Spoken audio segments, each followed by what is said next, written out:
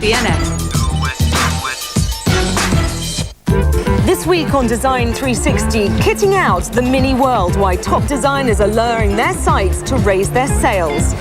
Four Wheels of Fortune, how one company turned the baby stroller into a fashion must-have. Plus, entrancing, educational or plain dumb, meet the Teletubbies creator and the new creatures she designed to get kids moving. That's Design 360, Sunday on CNN. In association with Alfa Romeo.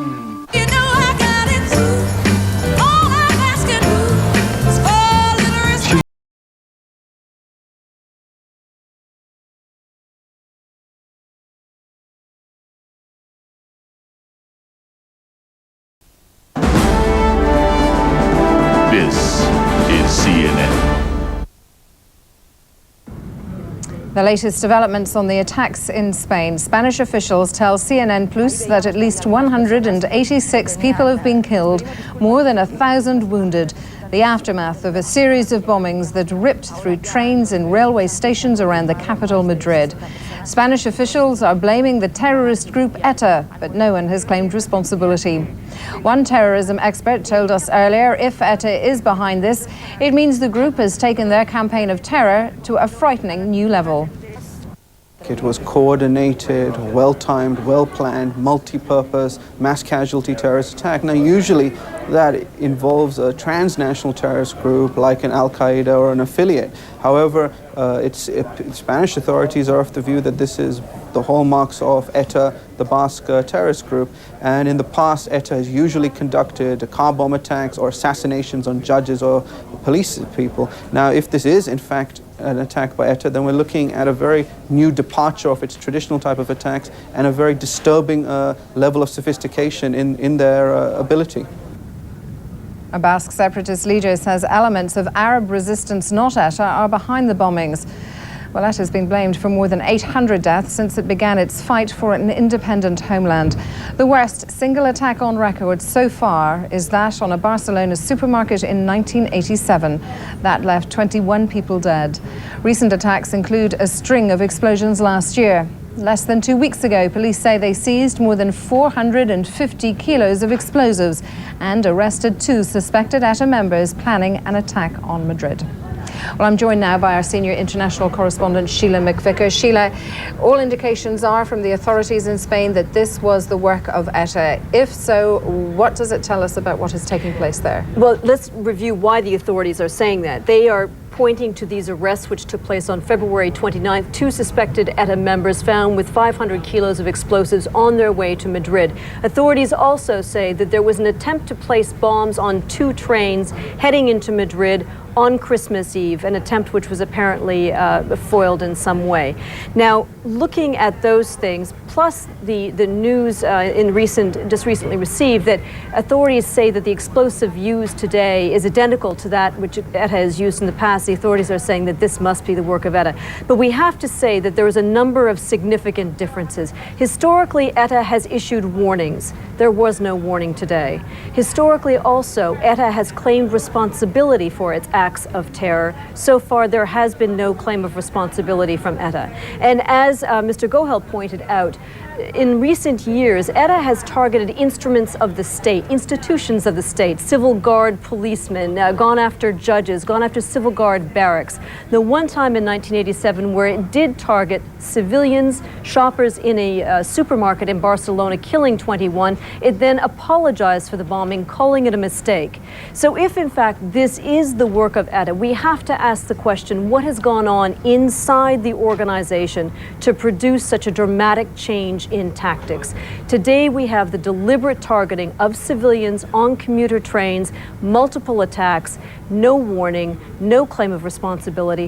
What has happened within the organization? Is there new leadership? Is there new military leadership? Have they determined that as a result of what they have seen, the kinds of atrocities carried out by terrorist organizations elsewhere, that they need to make a bigger statement, that the only way to produce political action is through attacks on civilians? And this in an organization which has already seen a huge crackdown under the premiership of Jose Maria Aznar, where leaders are put in separate jails across the country so that there can be no form of communication. And in the last year alone, 200 suspected members of ETA arrested.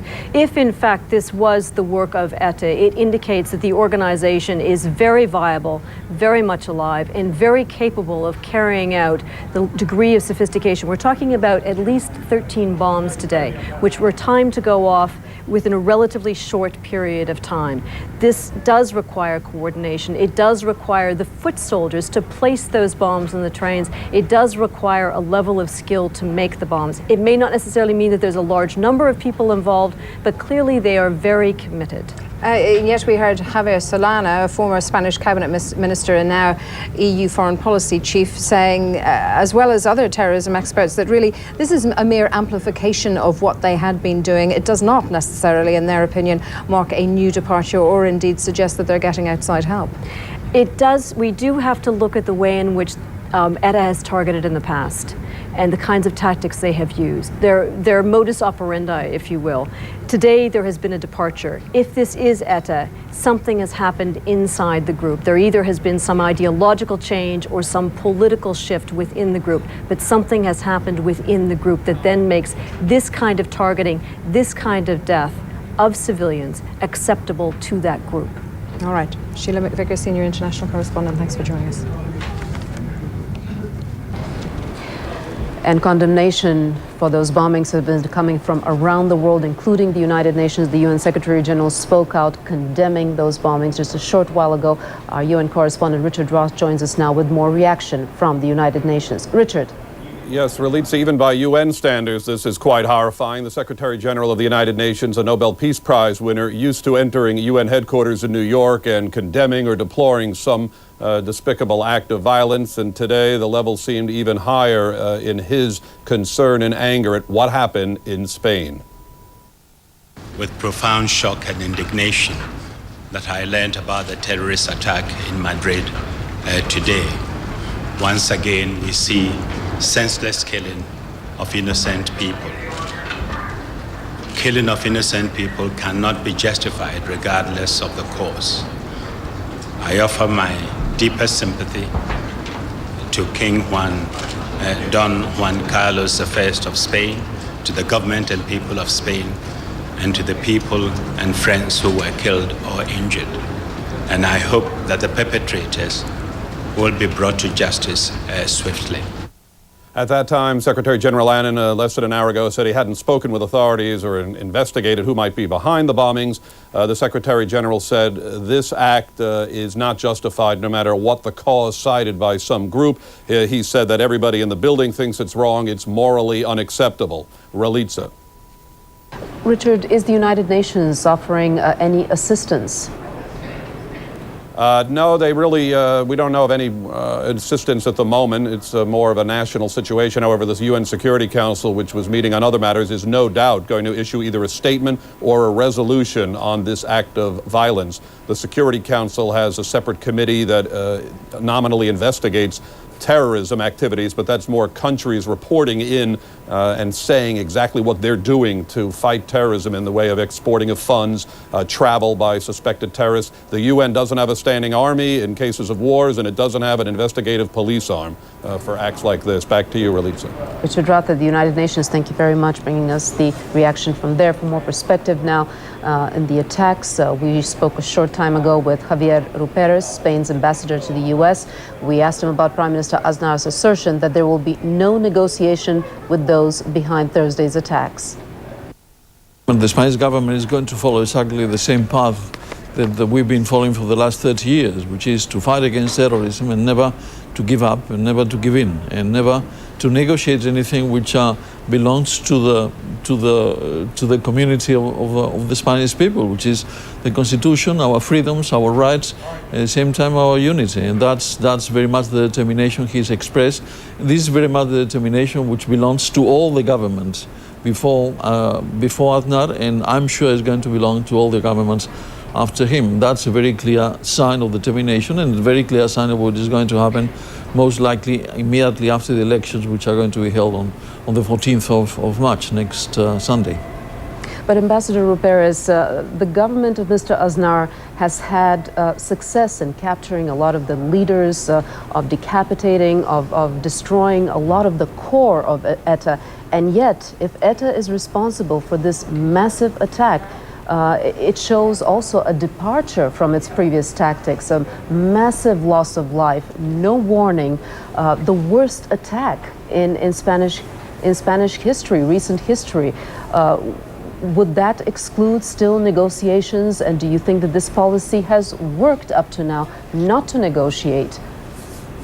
I think negotiations are absolutely out of the question. I mean, you do not negotiate with murderers. And you don't negotiate with murderers on the basis of what is the will of the Spanish people, which is just the maintenance of the constitution of our own freedoms and rights. I mean, the whole thing is absolutely distorted by radical nationalism, because after all, we have one of the most tolerant societies on earth. We have one of the most prosperous societies on earth. We have one of the more open and where the human rights and fundamental freedoms are more respected all around the world. So the justification for all those barbarian acts is just in the minds of the people who think that by attacking the freedoms of the people, because they know that they cannot get any significant amount of vote, they are going to bend the will of the people, to bend the will of the government. And I think that the government, any government, is out of respect for our own freedoms, cannot and should not and will not negotiate anything on that basis. I think it's absolutely out of the question. The only path to be followed is the one we've been followed for years, which is just to seek for the complete defeat of the terrorists. Unfortunately, that's the truth of the matter. We cannot guarantee 100%, and you know that very well, anywhere around the world. You cannot guarantee 100% that the security is given to all the citizens. And we've been able to thwart a number of attacks that ETA was planning exactly in that same direction. We haven't been able to do that in this case, but I'm sure that being as terrible as it is, being comparable to 9/11 in many ways, and I think that this could be construed as being our own 9/11, is going to be at the same time a final roll call for all the Spaniards to get together and together with the international community to defeat the terrorists, that terrible terrorism of ours. That was Javier Ruperez, Spain's ambassador to the U.S., speaking to me earlier. Well, the shock of those attacks is reverberating across the markets. Maggie Lake is keeping an eye on the global markets. She joins us now from the New York Stock Exchange. Maggie, what kind of a reaction has there been? Well, the explosions in Spain clearly rocked European markets, sending major indices there to their lowest level of the year. Travel and airline stocks were particularly hard hit. If we take a look at the numbers in Spain, the Madrid SMSI down 2.25%. London's FTSE 100 dropping close to 2%. In France, the CAC 40 down over 2.5%. And in Germany, the Xetra DAX down 3%. Zurich's SMI down over 2%. You can see the damage, very broad base there. U.S. stocks opened lower as well. Renewed concerns about terrorism sparked a flight to quality. Investors moved money into government bonds, but we have seen some of that reverse. If U.S. stocks pairing some of their worst losses, if we check on where things stand right now, the Dow Jones Industrial Average still down about 0.33%, 34 points. That is well off the loss we saw right at the open. The S&P 500 down just fractionally. The NASDAQ actually managing to muscle back into positive territory. So an orderly reaction on Wall Street that may help lend support to global markets. That's the latest in financial news. Back to you. Okay, Maggie Lake in New York. Here is the latest on the terror attacks on commuter trains in Madrid.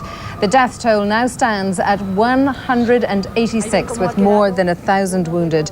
The attacks came at the height of the morning rush hour. Spanish officials say they believe the attacks were the work of ETA, the Basque terror group. Officials say this is in fact the worst ETA attack ever. But a Basque nationalist leader says he doubts ETA was responsible. Addressing his nation, the Spanish Prime Minister, José María Aznar, is vowing to stop the terrorists who carried out the attacks. World leaders are expressing their sympathy for the people of Spain and the anger at the terrorists behind the Madrid bombings. Guy Raz takes a closer look at what's being called the worst terrorist attack in the history of modern Spain. Explosions timed to cause maximum devastation. The first blasts at 7:30 in the morning ripped apart a train packed with commuters just as it approached Madrid's central Atocha rail station. Shards of blood-splattered glass littered the ground along the rail tracks. Minutes later, across town, at two separate suburban line stations, more explosions and more devastation. The trains carrying rush-hour commuters from areas south of Madrid blown off their tracks, leaving dozens dead. Rescue workers set up field hospitals, dragging bodies from the wreckages, and sent out urgent appeals for blood donations. Police were already on high alert for a possible terror attack ahead of this weekend's parliamentary election. Spanish officials say the attacks appear coordinated and were quick to blame the Basque separatist group ETA. Both the United States and the European Union regard ETA as a terrorist organization. The European Parliament held a moment of silence for the victims. Other European leaders were quick to condemn the attacks. I want to express my profound shock and anger at the terrorist atrocities which have taken place in Madrid this morning.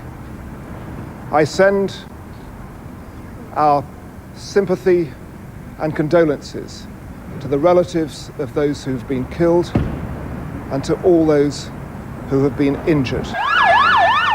Just last month, police in Madrid foiled an attempt by ETA to bring more than 1,000 pounds of explosives into the city. Over the course of its 3 decades-long campaign for Basque independence, ETA has killed more than 800 people in Spain. Police say today is the country's worst terror incident in history. Guy Raz, CNN, London. We've also been hearing from those in Madrid who witnessed the attacks. Here's what they had to say. I left the train and I saw people on the platform. Everybody thought that the cables fell, but people started to run full of blood.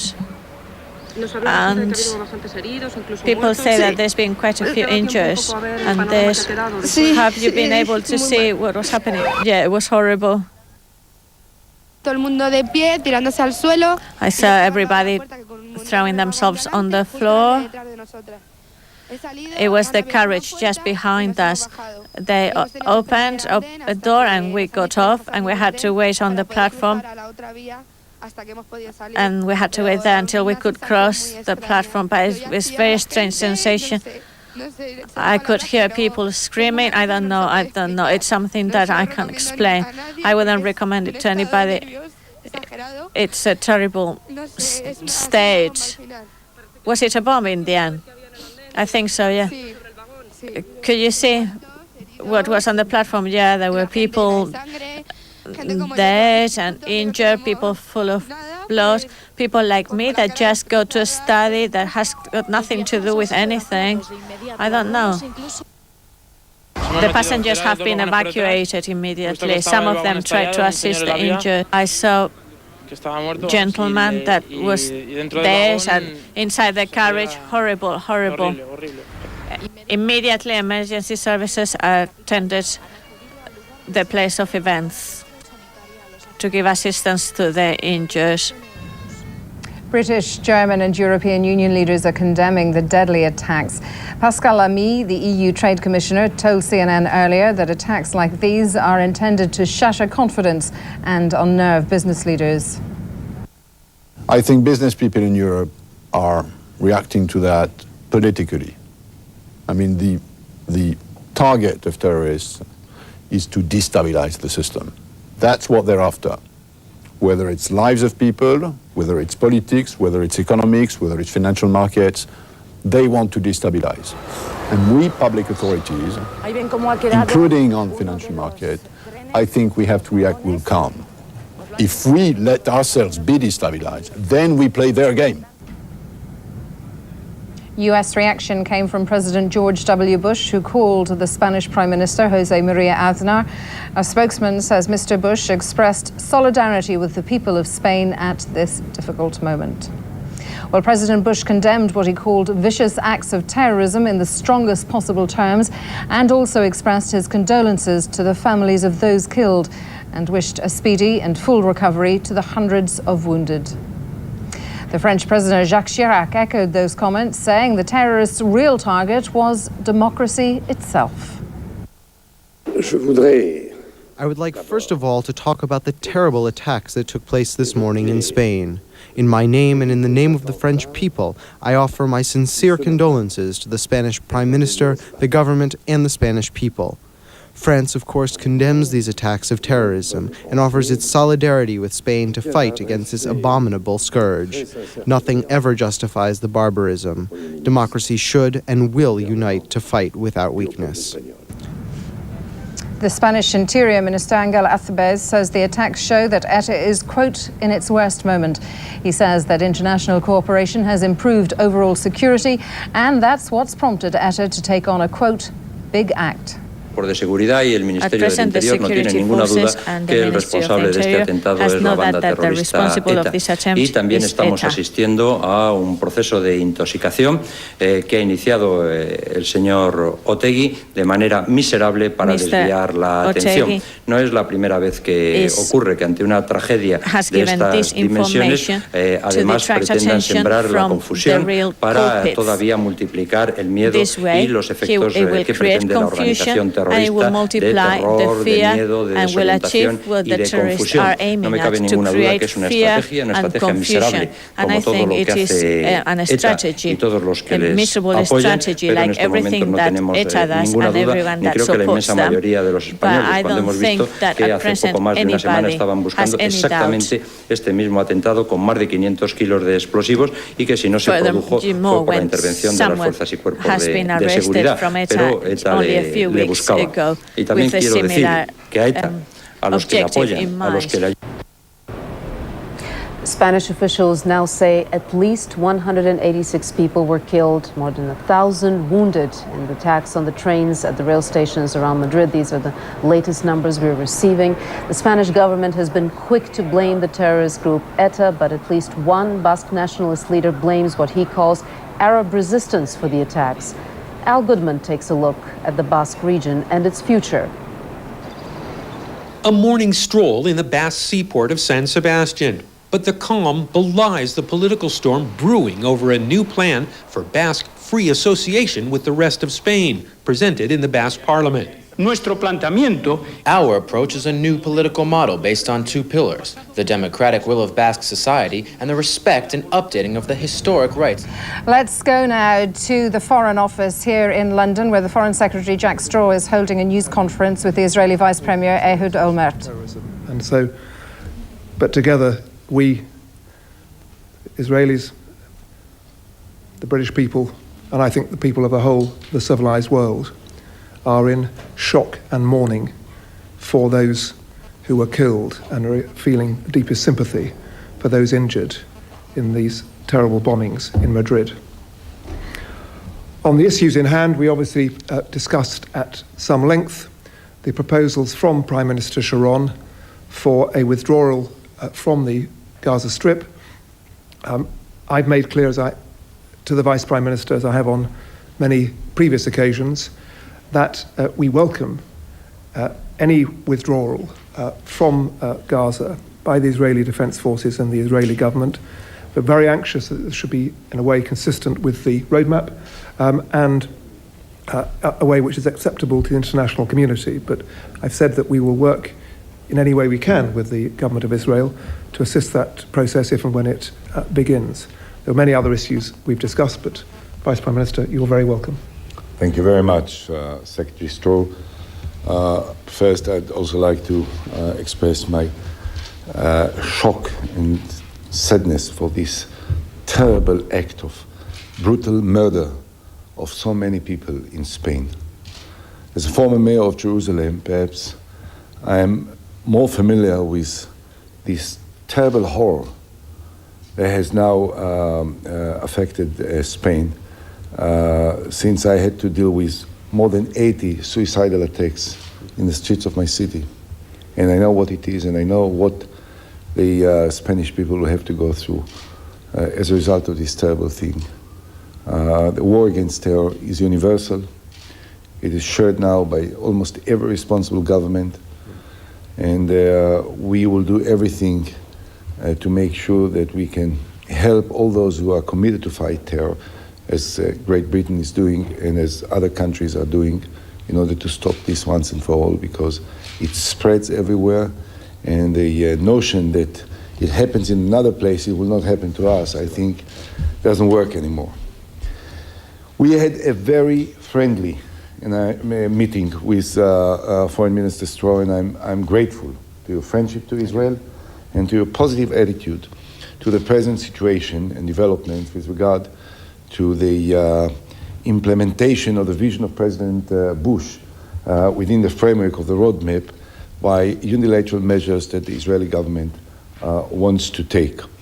And I'm sure that even though this is a unilateral process and based primarily on the decision of the Israeli government to change the status quo in the direction of the implementation of the roadmap, that there will be an important role for friendly governments, primarily for the United States, but also for the British government, and the friendly atmosphere in the relations between the two governments of Great Britain under the leadership of Prime Minister Blair and Foreign Minister Stroh is very important to create that momentum that we need in order to continue this process, to change the status quo, and to thus reduce the level of conflict, which is so bothering for so many people in the Middle East. Thank you very much. Thank you very much, Mr. Secretary. Any questions? Yes, sir. How can you explain the withdrawal, the proposed withdrawal from Gaza as part of the roadmap? I mean, it seems to be instead of the roadmap. Could you just say which? Sorry, from Al Arabiya MBC. Thank you very much. Thank you. Thank you.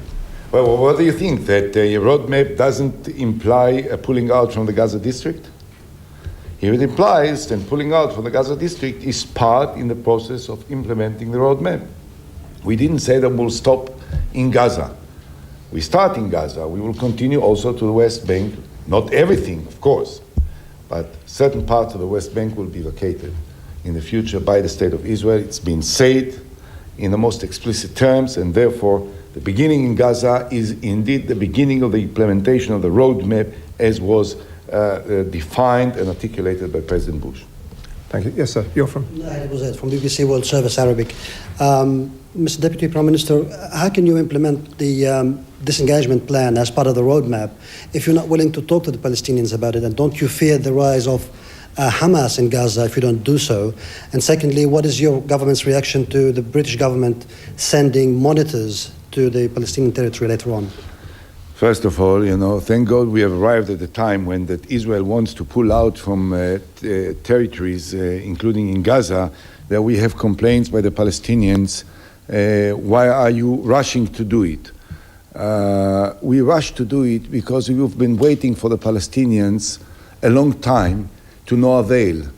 They are not prepared to negotiate seriously. They are still involved in terror in the most explicit way, and Israel is not prepared to wait forever until the Palestinians will be ready to talk.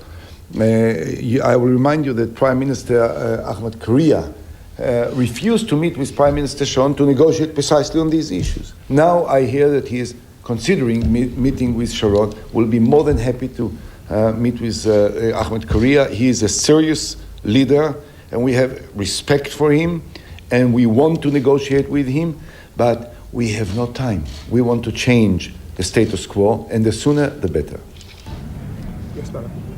Ehud Olmert there, the Vice Premier of Israel, saying that Israel wants to change the status quo, speaking there at a meeting he's just had with the British Foreign Secretary Jack Straw, a meeting which was to focus on the Middle East roadmap to peace, at which Jack Straw said he welcomed Israel, that is the Israeli Prime Minister Ariel Sharon's announcement a couple of weeks ago that Israel would unilaterally withdraw from Jewish settlements in Gaza. Jack Straw welcoming this, saying that he hoped that that would be done in accordance with the roadmap in a way acceptable to the international community. But of course, headlining that news conference was a statement by both men about the events in Madrid, in which at least 186 people have been killed and more than 1,000 injured in a series of bomb explosions. Both men talking of their shock and mourning, extending their deepest sympathy. That's it for the moment. From London, I'm Fanula Sweeney. And from the CNN Center, I'm Relita Vasilova. More on the terror attack in Madrid and other news after a short break. The Middle East is a very critical region for Shell, and that's why we link with AME Info, and that's why we... Maar aan het eind van die dag was